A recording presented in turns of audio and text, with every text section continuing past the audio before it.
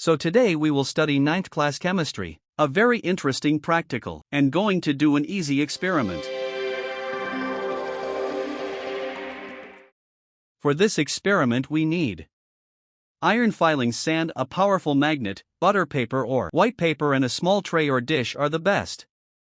First we clean the iron fillings and sand thoroughly. Mix it so that both the things become one. Now we can see the magnet in the form of a mixture.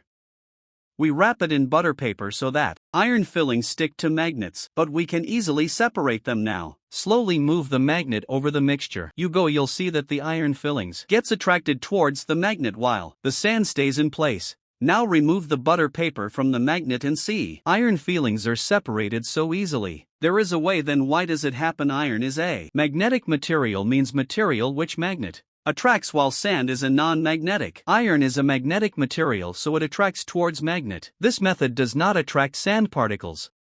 It is also used in factories where metals is separated from the waste material. Have you ever thought that if there is a mixture, then how do we separate them? For the experiment we need leaves. Small pieces leaves, sand, water. In beaker, filter paper, funnel, stirrer or spoon. First of all we collect pieces of leaves and sand. Mix it well and then put the mixture in water. Looks a bit dirty and cloudy. After adding the mixture to the water, mix it well. Let it lie down for a while so that the sand can settle down. Now let us first strain the leaves sitting at the bottom. Using a strainer, now only sand is left in the water. To remove this sand we will now use a funnel. I put filtered paper in the mixture.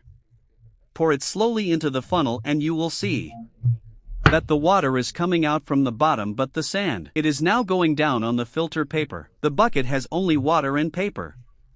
But if the sand is left, then it is a sign of filtration. How the process works? Filtration is This is the physical method in which we can solve these problems. Separate solids from liquids. We separated the leaves by straining them, because they were bigger in size than the sand that was in the water.